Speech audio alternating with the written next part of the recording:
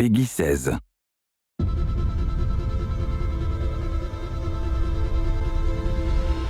Beyond Light kicks off the next trilogy of stories that we're trying to tell with Destiny.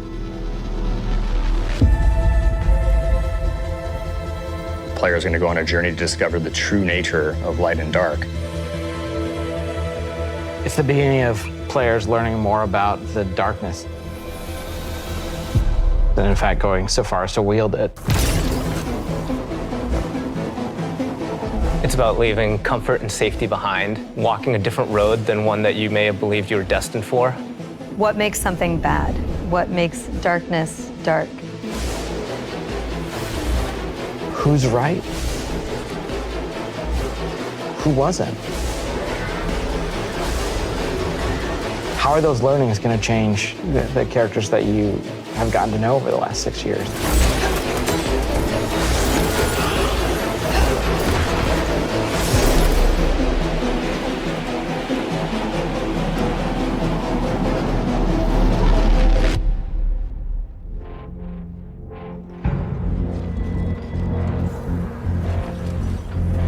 Beyond Light's really the beginning of a new adventure. Guardians, for the longest time, have been bathed in the light, sort of this altruistic force fighting back evil. And now we're starting to move into that gray area between the light and dark. If the darkness reaches out, we must reach back. I will not sanction this. In Season of Arrivals, the Vanguard is divided. You have some characters telling you, we should fight these ships, and we have other characters who are saying, no, we should find out what they want. We should get to know them and understand more. But it definitely comes to a head.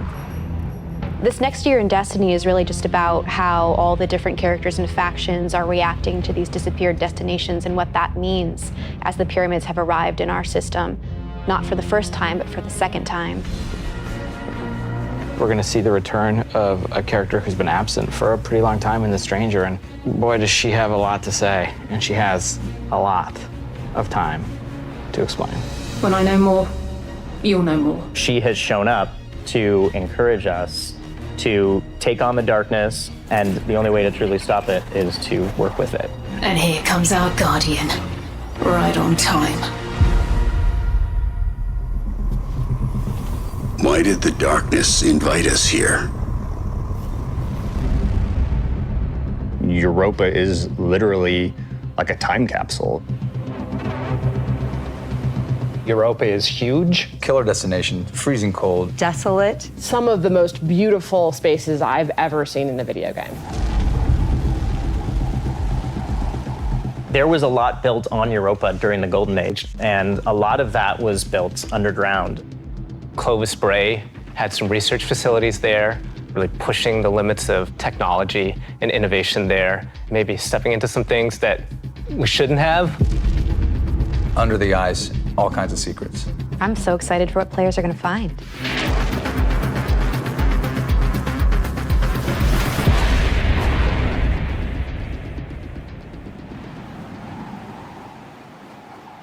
The storm on Europa was actually something we've wanted to do for a long time. We wanted it to feel harsh. The weather system is so awesome. Like, you're walking through an open space and all of a sudden things start happening. Coming across like Fallen or Vex for the first time, you can barely make out the glow in their eyes. The sound of the wind, the ice will change based on what the weather is looking like. You'll actually feel every piece of the environment changing around you to match the storm.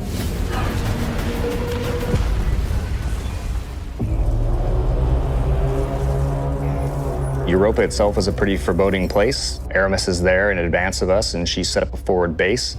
She has lieutenants who have gotten their hands on Stasis, gotten their hands on the darkness, and they're learning to wield it. One by one, we will rise again. And so I think her motivations are really interesting too. Today, we begin breaking free from our chains. Aramis really challenges a lot of the ways that we think about light and darkness. She's going to make you think about your relationship with the Traveler. She's a compelling leader, and she has a vision. And especially after the collapse of their society, people, I think, the Fallen wanted someone to follow. Is the light gonna be enough? I think we've seen that we need some new tools to fight our enemies with. Maybe it's time to fight fire with fire, or ice with ice.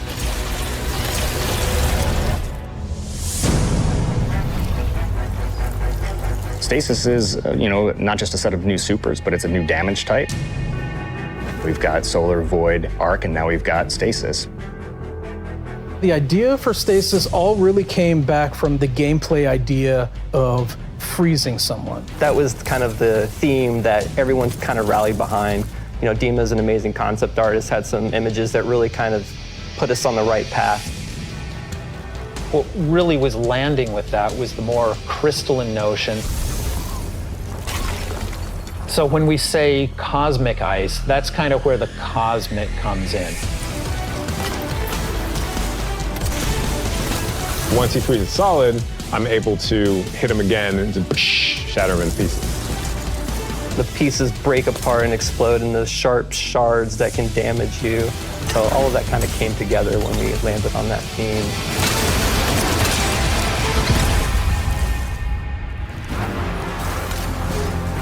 Stasis is gonna not only change the way that you can attack or approach combat, there's also some really great ways that you can upgrade it. Then you start getting into the more interesting parts, things that we're calling aspects and fragments, which are additional ways to modify your subclass. Aspects are a little bit more potent, and then the fragments are the things that are class agnostic, but depending on what your class is and depending on what your aspects are and how you want to play, you're probably going to be starting to select different ones in there. This is just the beginning for Stasis. We're going to continue to expand on it. We're just excited for players to get their hands on this.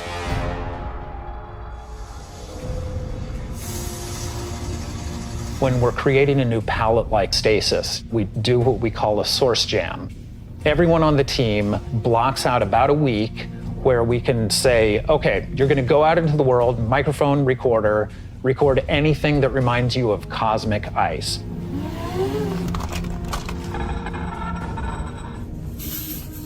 That gives us the palette that we can build the eventual sounds out of.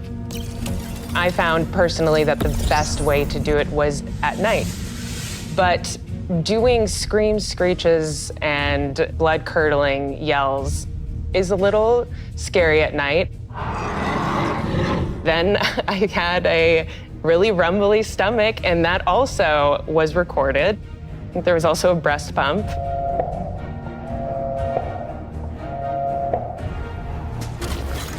You have to make use of what you got.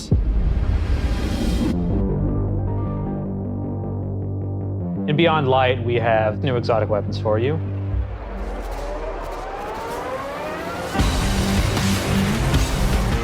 No Time to Explain is coming back.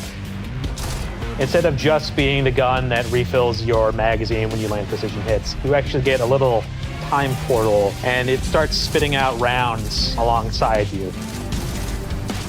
You can actually have that on top of the Arc Soul, so you can be your own little mini firing squad if you build for it.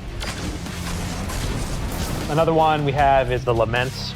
It uses up your sword's energy to give yourself a new combo that ends up in a big spinning slash.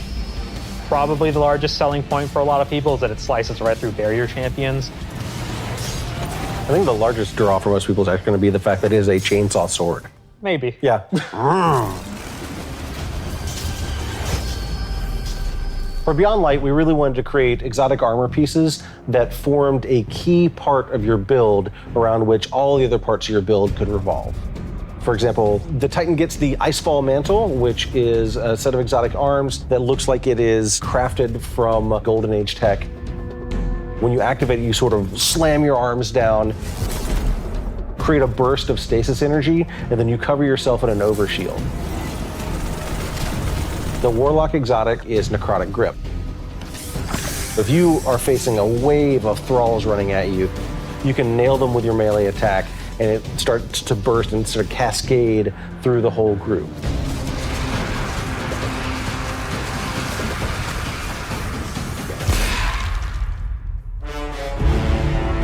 There's a lot there for newcomers coming in too. If you've got a friend who hasn't tried it out, it's a really great time to jump in on New Light, that entry experience for free players.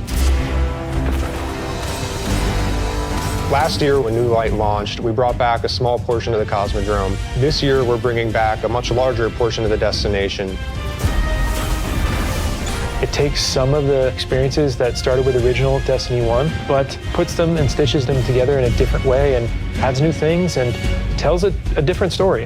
What you're gonna meet in this new opening experience is a character with not one, but two names from Fast and the Furious, Shah Han. Thank the light. I didn't think we had other Guardians on patrol here.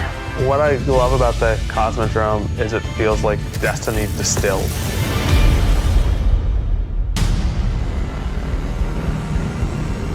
Season of the Hunt picks up where Arrival's left off. Other forces are taking advantage of the darkness to make their move forward, including Xivu Arath, a sister of Oryx, and she's taking this opportunity to build up an army. And we're working with Osiris to try to stop her. Osiris goes out, stumbles across these hive growths that are driving combatants crazy. Osiris is in trouble, and of course, you're his only hope.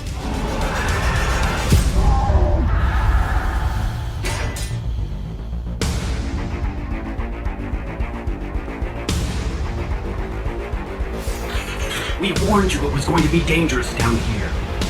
Impossible.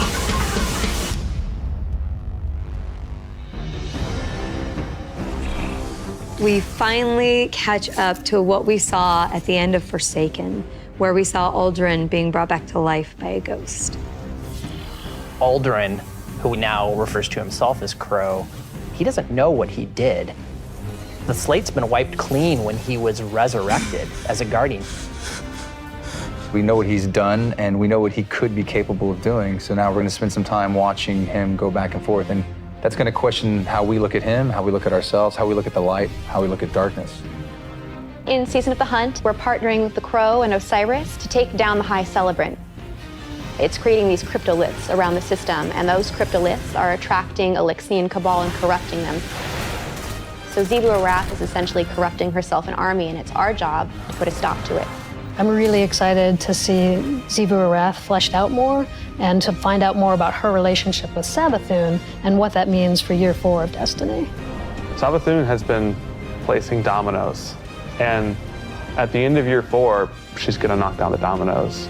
We're gonna see what she's been really up to. And so this year, she's putting the last pieces in place.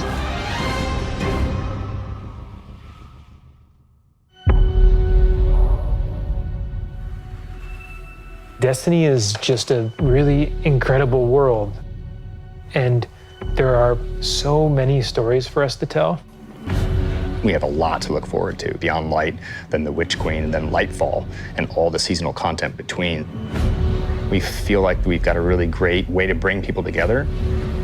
Working through COVID and working through some of the other turmoil in the world right now has been really challenging. I have to admit, I've been pleasantly surprised with how well we've been able to get things done. We're committed to your characters and your community of players. We want to meet you where you are. I think the thing that excites me the most about Destiny's future is how much it's rooted in where we come from. Seeing villains revealed and finding out secrets that we've been hinting at for years. When I look at the team that we're building and continuing to grow and hire, the new leaders that are coming up in Destiny, that gets me super excited. Destiny's best days are ahead of us.